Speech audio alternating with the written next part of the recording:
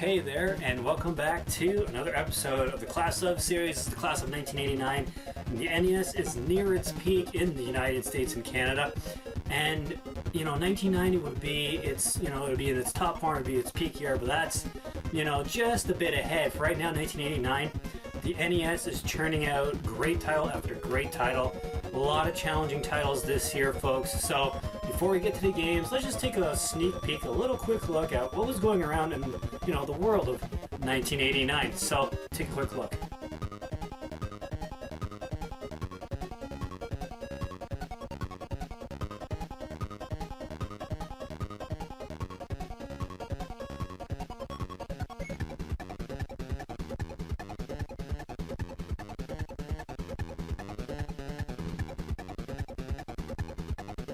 So major stuff, hey? Well, speaking of major, we start out with a very major title on the NES, one that would span into the SNES days. I'm talking about Adventure Island.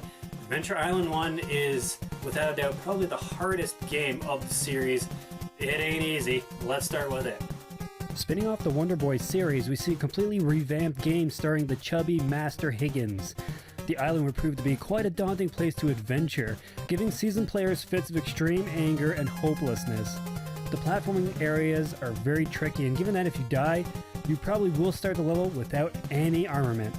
Unheard of back then. You really need to be a master at Master Higgins' running and jumping techniques to get anywhere in this game. Feeling as though the Western market wouldn't really understand the Japanese RPG we have come to know and love today, Nintendo Power Magazine had a contest giving out free copies of the game. Well, DW would never really catch on as they had hoped, but they did carve out their own niche here. Many say that Dragon Warrior was one of the first and most influential of all the console RPGs. It introduced us to leveling up, buying and upgrading our armors and weapons, as well as gain access to magic. Its simplistic graphics and sounds are dated for sure, but the charm and wonder, as well as the brutal level grinding, is all here. Hail to Dragon Warrior! Last year saw the beginnings of a great partnership between Capcom and Disney with Mickey Mouse Capade. This year sees the explosion of excellent and legendary games that would follow. DuckTales, the sound, the graphics, the gameplay would all be, it's just all classic now. It's all classic Capcom. DuckTales is a staple in any platformer lover's collection. You run around as Scrooge McDuck looking for treasure, smacking bags with your cane, and generally having a grand old time.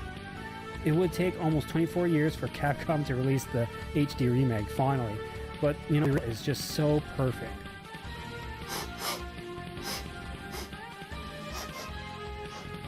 No, that ain't it.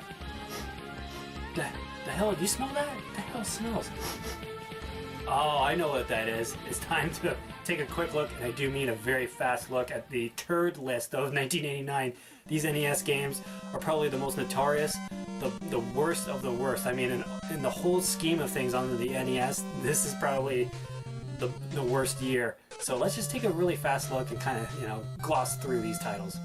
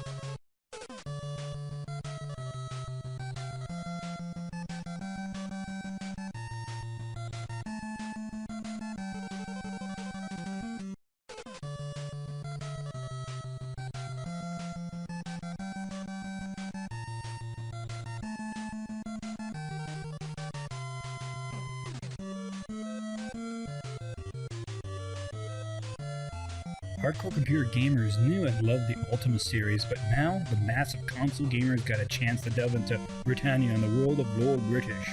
Yeah, it was a chore that you had to buy food for your party, and yeah, it was a pain in the butt that your enemies leveled up with you. Okay, so the graphics aren't that great, but it doesn't deter that this is a great hardcore RPG game, filled with secrets, things to do, places to go, and beasts to slay.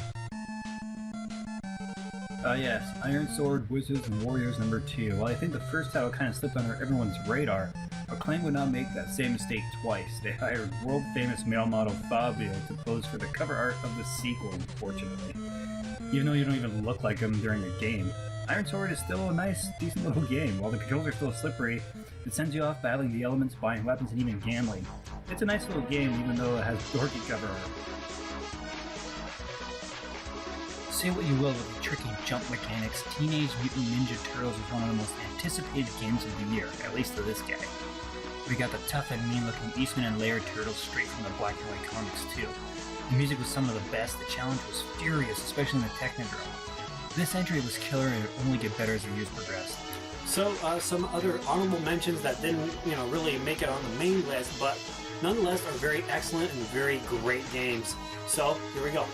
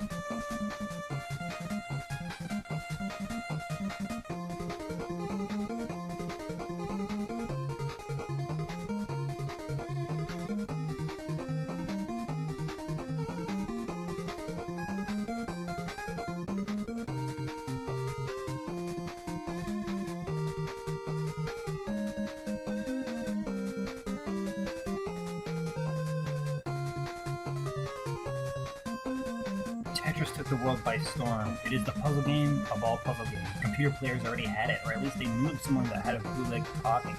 Tetris really doesn't need an introduction, does it? It's you versus your own reflexes and mistakes. This game here is an obsessive-compulsive person's nightmare. You'll pay homage to the lines as the blocks rise higher and higher. Sadly, the only thing that wasn't included was a two-player head-to-head mode. I don't know what Nintendo was thinking, but how they overlooked that, I'll never know. It's such a glaring omission that, to this day, I still think that the Tengen outlawed version of Tetris is still the far superior game. You get that one-on-one head-to-head game, which is just so crucial in Tetris.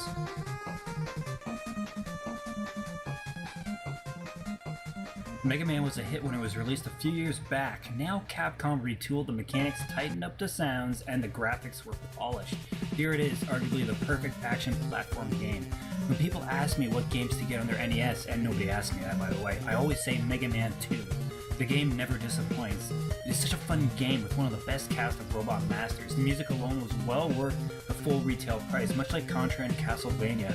This truly was the year of Capcom.